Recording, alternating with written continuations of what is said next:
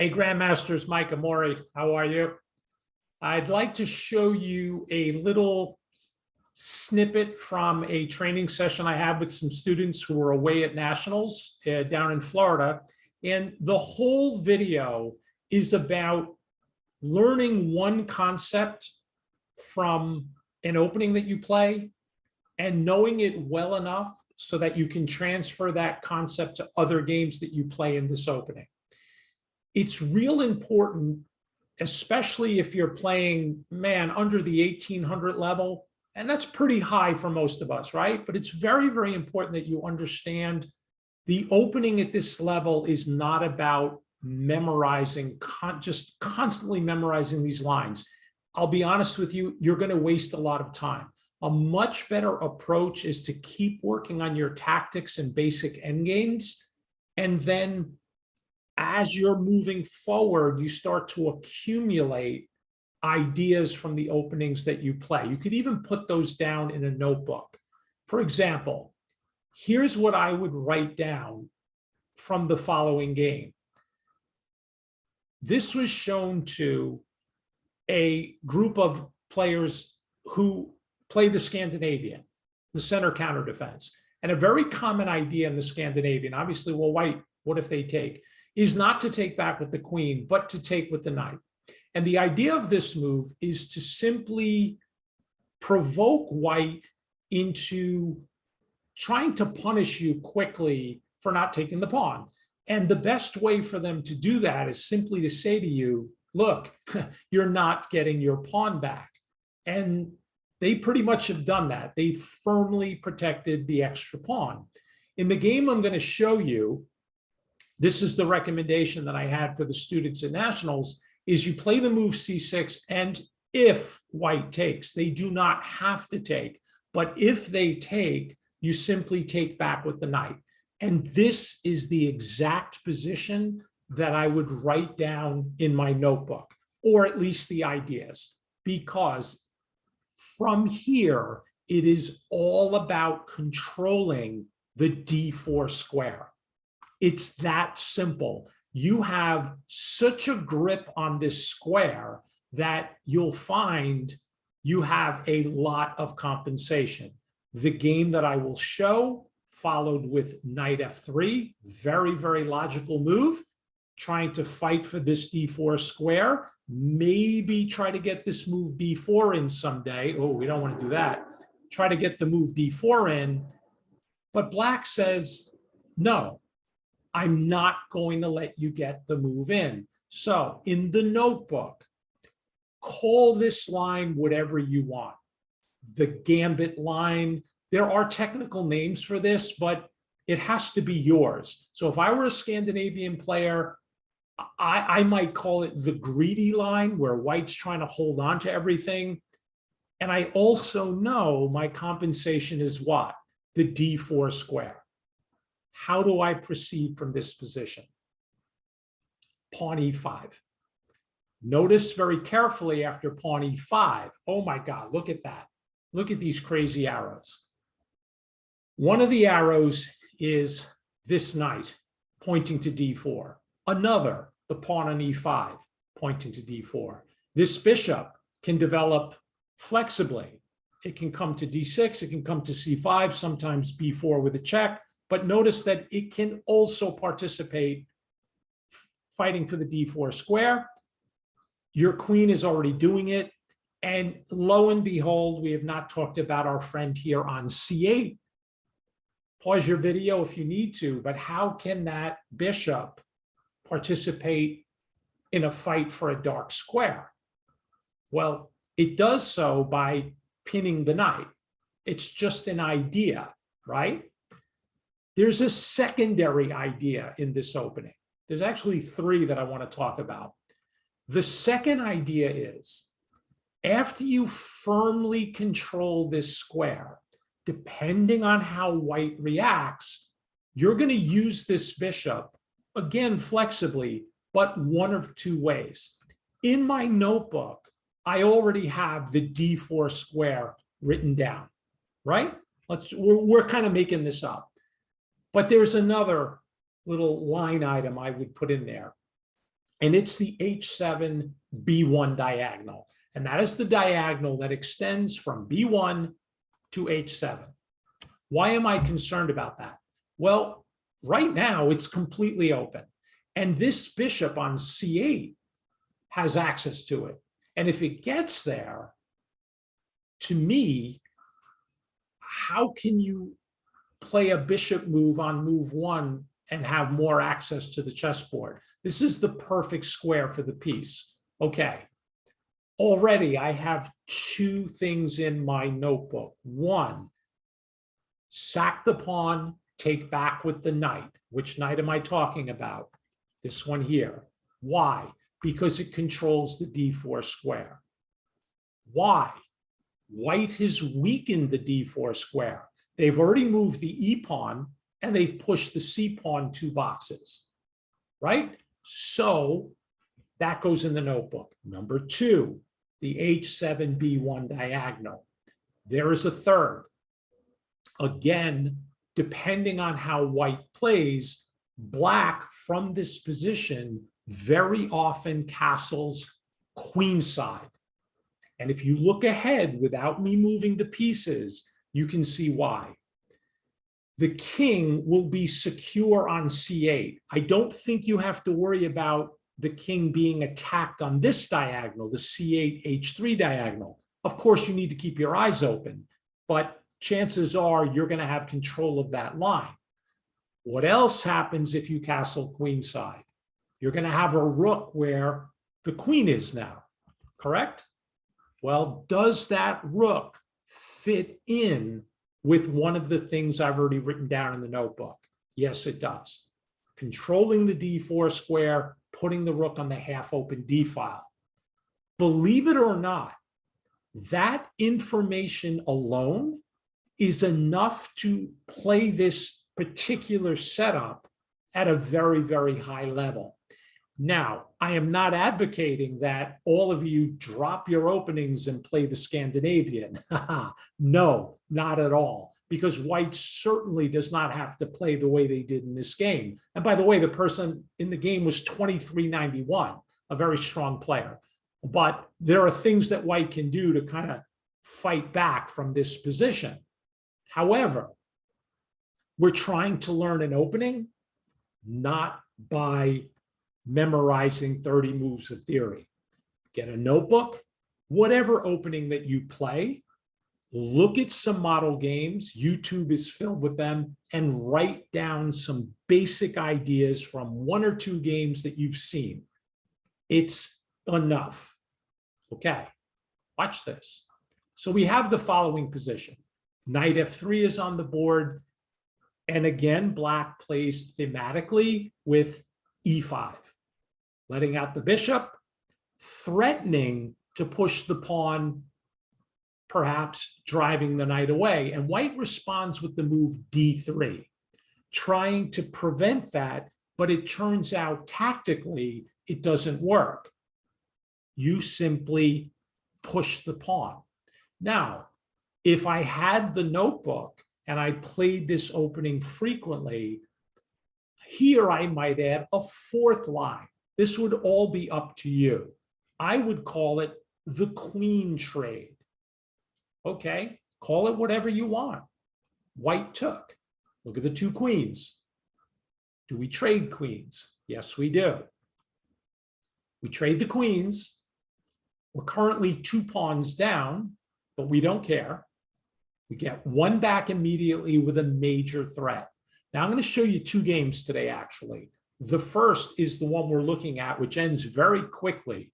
There's a 25-78, probably a GM or an IM playing black. And then I'm going to show you a game I played the very next day after showing this in the demonstration on Lichess. It was a 3-minute game. So there's probably mistakes from both players, but I won the game, guess what?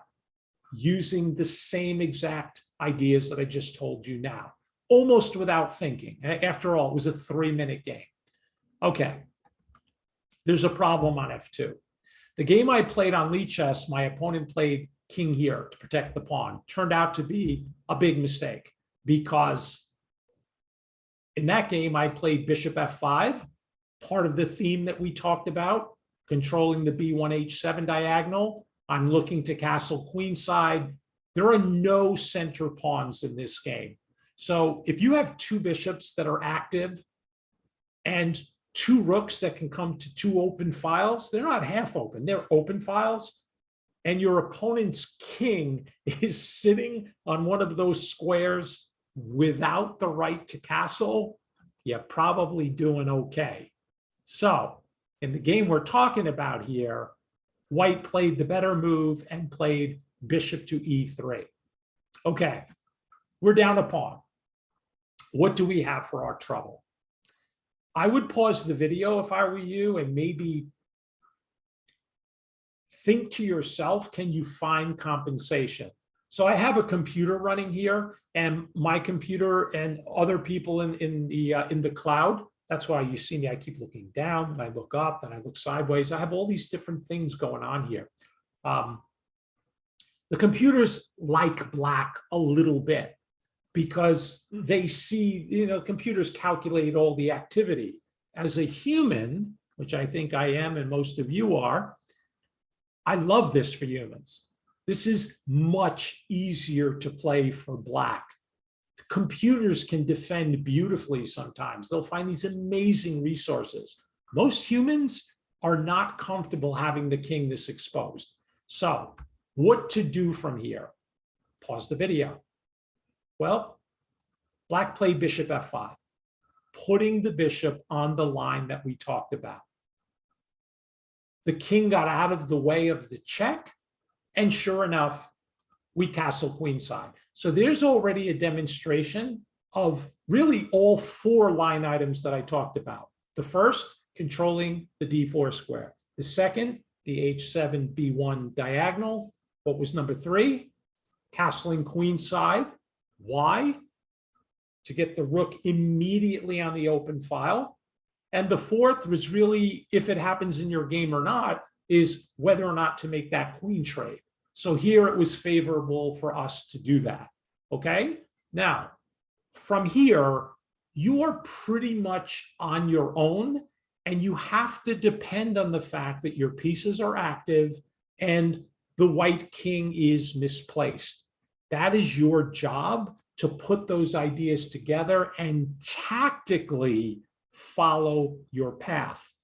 I can't help you with your tactics. So I could help you get a position like this by sharing that opening idea. But if you get this and are not working constantly on your ability to calculate, you're gonna just give this position away. You're gonna fall for some trick. So again, very, very important to work on your tactics. White to play bishop e2. And I remember going over this with Rusa at Nationals. She was out there with her kids and some other players, and we stopped our conversation here and said, all right, it's black to play. Find a move for black. And Rusa found black's move pretty quickly. I had found it with a little bit more thought, and in time, the other students found it as well. But why does a strong player find black's move instantly? The move? Bishop to c5. If you back it up, don't get greedy, meaning you are down a pawn and you've been taught if you're down material, don't trade. This is where chess gets hard. But what are you getting in return for trading off that bishop? Number one, you took your least active minor piece and you're facing off with white's arguably most active minor piece, correct? That's one advantage. Number two, you've connected your rooks that both have access to central files. In this position, one of them is already there. The other one is soon to come to E8 if need be, right? So if I could tell you from the beginning of the game, you're going to have a position that you'll be down a pawn. Here, yeah, we're still down a pawn. You'll be down a pawn, but you will have 3 of the 4 minor pieces still on the board, both of your rooks sitting on central files that are open, and one of your opponent's rooks, let's highlight this one, will be completely out of the game. And don't forget, the king can't castle. Would you settle for that? I think you would. I think you would. All right. Black is not winning by any means. It's just easier to play. Take, take. Knight to c3. You have all of your pieces in the game. And in this position, the most obvious move to play is a move like rook to e8, but that's not what happened in the game. In the game, the move knight b4 was played. And knight b4 is played to set an incredible trap that white falls right into. You have to be extremely careful if your opponent has two knights this close to your king. The other problem for that king is he doesn't have any squares. Remember our friend on that h7 b1 diagonal? And look at the rook. What do you notice about the king? The king can't move. Any check wins the game. Well, a check that can't be blocked. White went after the bishop, understandably, and gets mated in two moves. Pause your video. Beautiful. Knight takes pawn, and white actually resigned here. It doesn't matter if you take the knight with the rook or the knight. Doesn't matter. You're getting mated on the next move. Absolutely beautiful position. Okay, watch this. Let's move this over here. And hopefully I can make an adjustment pretty quickly. I'm going to do this very quickly too. I'm not going to spend much time on this. So the next day after giving that lecture, I played the following 3-minute game, as mentioned. Let me clean it up a little bit. Get rid of my face. Oof. There we go. All right, so each player has 3 minutes to play the entire game. It's a whole lot of fun, not very good for your chess. Okay, so why did I do it? Well, sometimes you can work on openings by playing rapid tournaments, like 3-minute tournaments, just to get a look at lots of different opening ideas. So I threw a Scandinavian out there. Sure enough, takes, knight f6, pawn c4. I was like, oh, this is the same thing we talked about yesterday. Played c6, my opponent took. What do? Take back. I know I have this square twice, and I know white is going to probably fight for the d4 square. They play knight f3. So what do? e5. No thinking at this point. d3. What do? Push. And all of a sudden, you can see 2 of those 4 line items I talked about are on the board. I fought for d4, and now the queen trade. That's number 2. Off come the queens. We take the pawn. And instead of bishop e3, my opponent played here. So now I have 2 other ideas in my mind. Now, I played bishop to f5. Is it the best move in this position? I don't know. I didn't analyze this completely. But I do know that it sets up for the other 2 things that would be in my notebook. What are they? Castling long and controlling the h7 b1 diagonal. All 4 items are in place. Where to go from here? Again, I don't know, but I do have an idea where my pieces are going. This bishop, flexible. One of these rooks is coming to d8, if not both. It depends, obviously. But, okay, what do? Castle long, hit the bishop. Takes, okay. So now we have 2 bishops with no center pawns. The board is wide open. How can that be bad? We have 2 rooks that have access to 2 central files, same as I said earlier. And don't forget, our opponent's king is stuck in the middle. Both rooks do not have access to either of those central files. One will be blocked by the king, and the other is still behind these 2 minor pieces. Would you take this position down a pawn? Don't answer that question. Knight goes to the same square or the opponent from the last game did. I looked at the move and said, okay, I need to get my light dark squared bishop out. I put it there, controlling d4. More importantly, given this little pawn, keeping an eye on it. But what's the main reason? It's this square. The bishop gets attacked. There were some other things I could have done a lot of things, but I decided to play here. Remember, I'm playing almost instantly here. And the idea is I'm coming after the pawn, but more importantly, this rook is coming into the game with a check. G4. Took the pawn, probably should have checked. The knight comes in, and there's the check. Everything we talked about in the video. And that loses a piece. The king is stuck in the middle. I didn't have to take. I could have hit it again, I think, with this rook. But again, I'm just going to, I got my pawn back. Now I'm up a piece. And really not much thinking here. This move, a little bit of thought. I'm already weaving a net around the king. Want to kind of keep him trapped up there. Not giving away that pawn.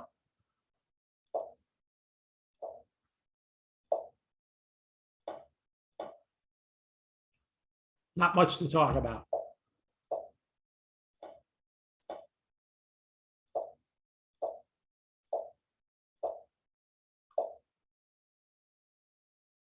See it? How about from here? When I mentioned do your tactics, do some checkmate patterns. Black to play and win. I think it's made in 2 here. Yeah, it is made in 2. Check, discover check, and checkmate. Okay.